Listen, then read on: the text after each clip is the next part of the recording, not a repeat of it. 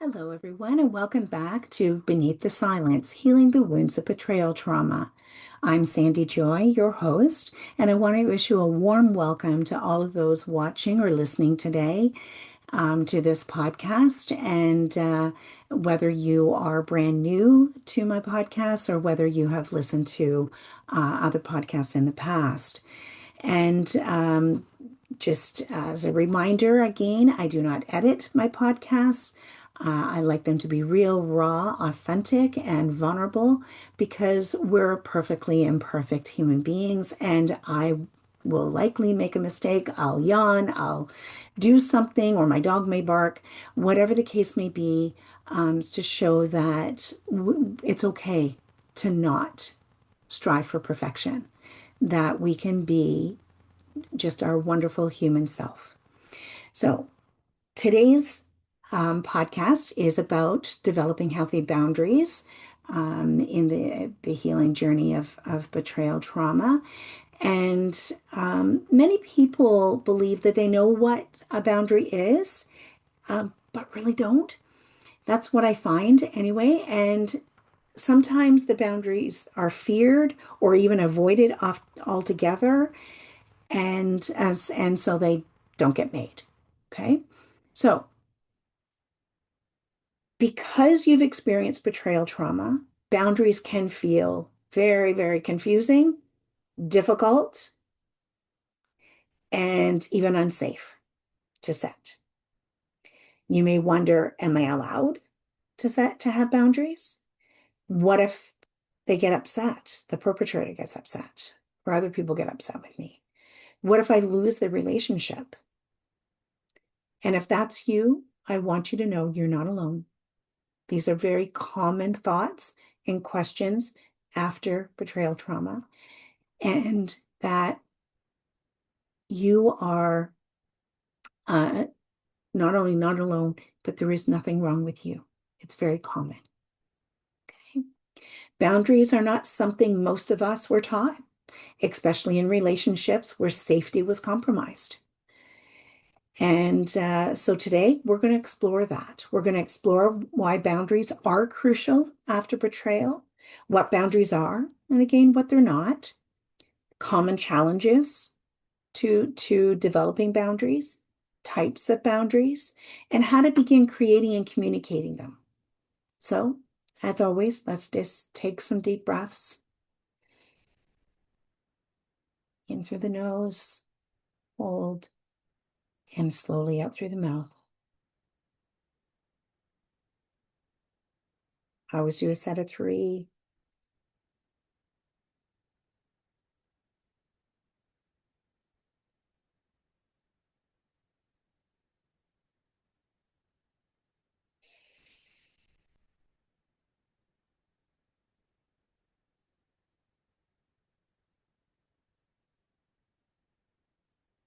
You do as many as you would like. Okay? Go at your pace. All right. So, why are boundaries crucial in our healing journey? Because betrayal trauma, as we know, shatters trust. And that's not just trust in another person, but trust in self. Okay. And when trust is broken, something else often happens. Our sense of safety is disrupted. Many people believe that they are setting a boundary, but actually they're just making a request. Okay. So I'm going to get into what that means in a moment. So boundaries themselves restore safety. Okay. They're about protection. They're not about control. Okay. They restore safety. They're about protection, safety in our physical space and in our physical, mental, and emotional body, self. And they're about self-respect. Okay. They say, this is what is safe for me, and this is what I need. Many people think boundaries are consequences for the other person. They're not. Although the other person may feel there's consequences. Their boundaries, true boundaries, are about safety of you, the individual. Okay. After betrayal, many survivors Often we do this, override our own needs, ignore our own needs, minimize our feelings, or our feelings are minimized, even if we don't minimize them ourselves, others may minimize. We may stay in situations that are unsafe. I stayed for 10 months in an unsafe environment so I could focus on healing and working with my therapist sometimes twice a week in order to heal and to know that I could take care of myself. Boundaries begin to shift that. They say, I matter and my experience matters. And according to Herman, boundaries are a key part of rebuilding internal and relational safety. So that's relational safety, okay? Internally, relational safety the most important relationship is the one with self, but then it's also relational safety with other people, okay? And this is essential in trauma recovery, in the healing journey. So, what is a boundary? And also what it is not. Let's clarify something important. A boundary is, again, about your safety, about your limits, about your behavior. A boundary is, and when I say about your safety, that is in your physical space. You know, um, I'm going to finish that thought in just a moment because I'm going to go what it is not. It is not a request. It is not a demand, and it is not a way to control someone else. Okay. A boundary is about safety in your physical space, and more importantly, it's safety in your physical, mental, emotional, and spiritual body. Okay. So if you ask someone, you can make a request and say, could you please not do that? It remains a request if we don't act on, okay, what do I need to do for myself? Because this person, if we go, can you please do not, or please not do that, they may say, F you, I can do what I want. And if there is nothing else that you do, but you've made a request that's been denied, it's not a boundary. That's been broken. A boundary is all about self. Okay. So a boundary says if that continues, whether it's disrespect, whether it's they're doing something that is harmful to you, either psychologically, mentally, emotionally, that maybe it's their tone of voice, whatever it is that feels disrespectful. I feel disrespected when you speak to me that way. Can you please stop? Or please do not yell at me. I'm right here. I can hear you. Okay, that's making a request. If they continue on, if they say, F you, I can talk the way I want, I'm not yelling, whatever it is, and again, you do nothing about it, not that you can control them. You can't stop them. This is about you. So what can you do? You can remove yourself from the situation. Say, okay, I'm not going to stand here and take this. I'm going to go look after myself. And you do that. So whether you go to another room, you go for a walk, whatever you need to do for you, that is a boundary. That is creating safety in your physical space and within all of those elements within your body. It is in making that request that may be ignored. If you do nothing about it, it's not a boundary. Okay. Hopefully you understand that. And if you don't, please send me an email or comment and let's get into a discussion. Okay. A boundary is what you will do to keep yourself safe. A boundary is not about the other person keeping you safe because the likelihood is they will not. So, types of boundaries in the physical space. Okay. So, around you, maybe they're throwing something that, creates fear, creates a volatility. It's violent. Maybe they're touching you, so physical body. Maybe it's, the way they grabbing your arm. Please let me go. And, if they won't. The emotional, it's what you share or absorb. What, that emotional, what's coming up for you in the way that someone is talking to you or the things that they're saying. It's relational. There can be expectations in relations that, especially if it's an intimate partner, romantic or a family relation, there is an expectation of I'm going to be safe with you. And if you're not feeling safe, then it's about, requesting and then having a boundary about, and if it doesn't feel safe to request, it's leaving the room, doing what you need to do to be safe within yourself. It can be digital, on the phone, through social media, different accesses, email, etc. And its boundaries can be about your time and energy, how you spend your time. What does that look like? You can have boundaries for yourself with everything that's happening in the United States and even in Canada.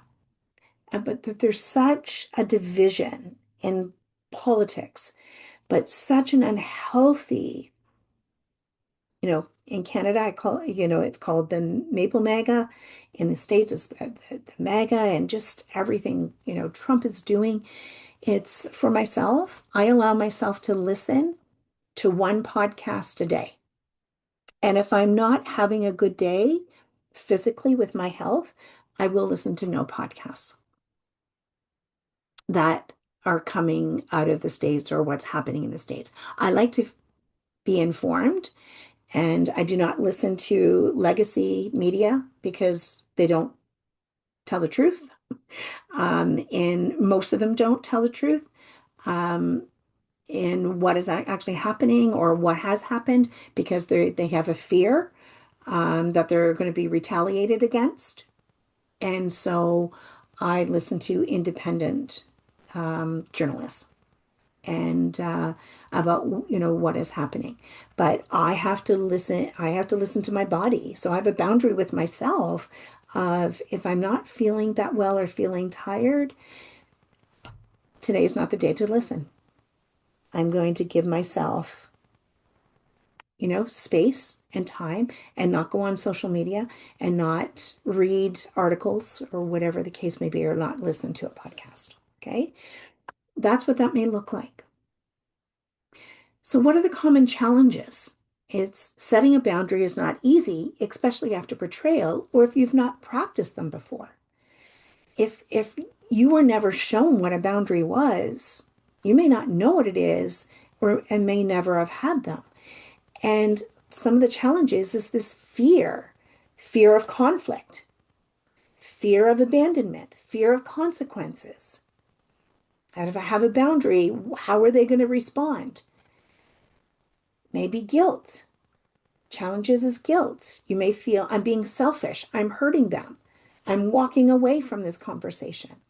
No, you're walking away from something that's toxic, something that's harmful to you, rather than, so a boundary is about that safety, okay, creating it. Another challenge is uncertainty. Am I allowed to set this boundary?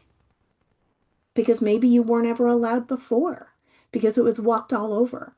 So when we realize that then it wasn't actually a boundary, it was a request that was denied because you didn't matter enough for it, it's really more responsible to set those boundaries. So it's another challenge is resistance and pushback. So you may set boundaries and others may go, oh yeah, look at you walking away. Oh yeah, yeah, you want to talk, but then you walk away. Okay. That's psychological abuse, by the way. Pushback, resistance, and it's just keep walking what you need to do for you. That's safety. It's they may get upset. Oh yeah, I want to talk and you won't. And you want to talk when it's safe to talk. They may try to negotiate. Okay, okay, I won't do that. I won't do that. And then conversation goes on and they go right back into the disrespect or into the gaslighting or into the psychological, other components of psychological abuse. Okay. Truth, that does not mean your boundary is wrong. They may react that way because they're trying to control you, part of coercive control. Boundary is about self. Only you get to set them and you decide what it looks like for yourself. And it also may mean it's new. So give yourself grace. So, how do you create and then communicate boundaries? First, we have to identify. Identify those things that feel unsafe, that feel draining, that feel overwhelming. And then step two is that we have to decide what we will accept and not accept. And let's be real. There's going to be times that we're accepting things and because it feels safer to accept them in that moment. But that doesn't mean the next day or next week or whatever the case may be, they will still be acceptable. So give yourself grace. Decide what feels right for you in that moment. And then the third step is communicate it clear and simple, not over explaining, not justifying. I am feeling disrespected right now with your tone of voice. I'm going to ask you to please lower your tone, or I feel I'm being yelled at. They may not agree. I'm not yelling. You know, you may not feel that you're yelling. I feel, my opinion is, I feel I'm being yelled at. I'm asking you if you can slow it down. Calm, like we don't want to use the word calm, that really riles people. Can we slow it down? No justification. The fourth step is being consistent. We have to be consistent. If we're not consistent, we're just making requests that are often denied. Okay. Boundaries lose power when they're not upheld. They're not a boundary anymore, though. If they're not upheld, it's not a boundary, it's a request. Okay. Consistency builds safety and trust in yourself and respect in yourself. And step five is expect discomfort. It's not going to feel comfortable. And this is important. Setting boundaries is uncomfortable. It will feel uncomfortable. And it doesn't mean it's wrong. It means it's new. And eventually it won't feel uncomfortable. It will feel right. It will feel safe. And it will feel empowering. So in closing, if boundaries feel hard, you are not alone. You are learning something many people were never taught. And every time you set a boundary, even a small one, you are rebuilding safety within yourself, self-respect, and trust in yourself. You are allowed to take up space. You are allowed to have limits. You are allowed to feel safe. And you don't have to do it perfectly. So 3 takeaways from today is boundaries are about safety and self-respect, not control. A boundary is what you will do, not what someone else must do. And discomfort when setting boundaries is normal and part of healing. So thank you for being with me today on Beneath the Silence, Healing the Wounds of Betrayal Trauma. Remember that healing is possible even from those deepest, darkest, cavernous wounds. If this episode resonated with you, please let me know. I'd really appreciate it if you could let me know. Leave a comment or send me an email at sandy@sandrajoy.ca. I'm going to add, if you would like more resources or support, you can visit me at sandrajoy.ca.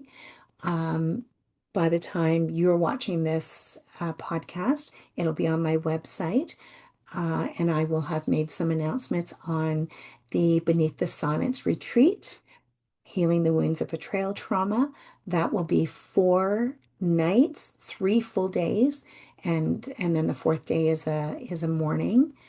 So the day we arrive, it will be we'll meet in a meeting room. You'll check in, so on. We'll meet in a meeting room and then have dinner.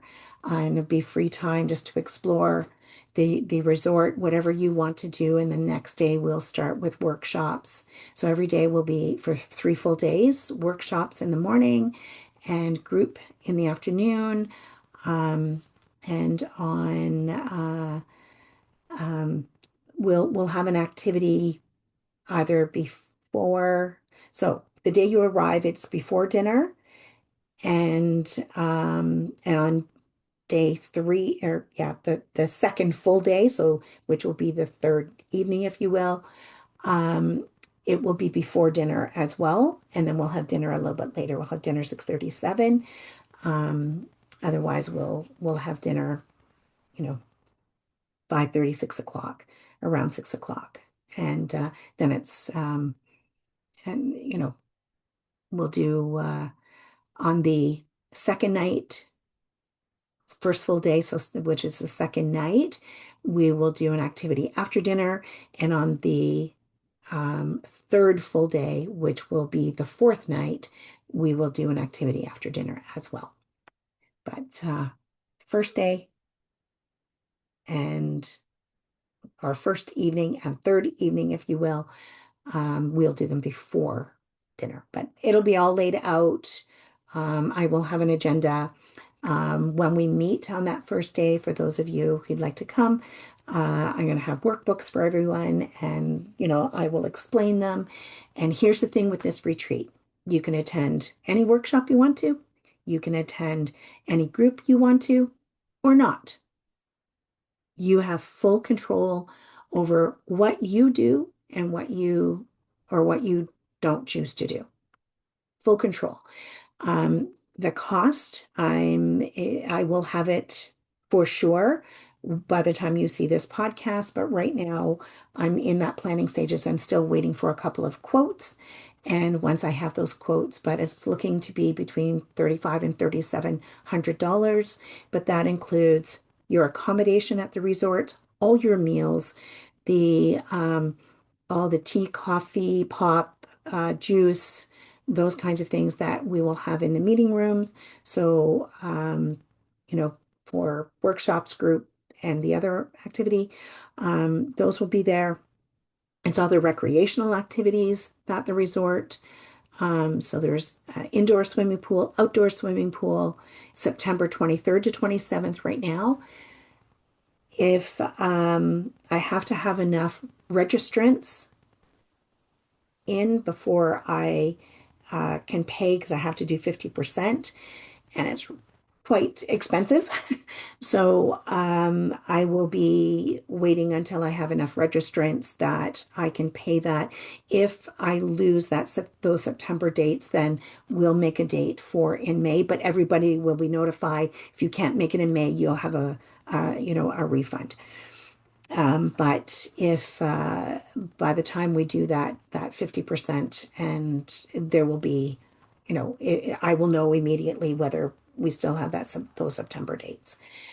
Um, anyway, so enough about that. I'm going to do a podcast by itself, or a reel about the retreat, and I'm really excited. It's all about healing.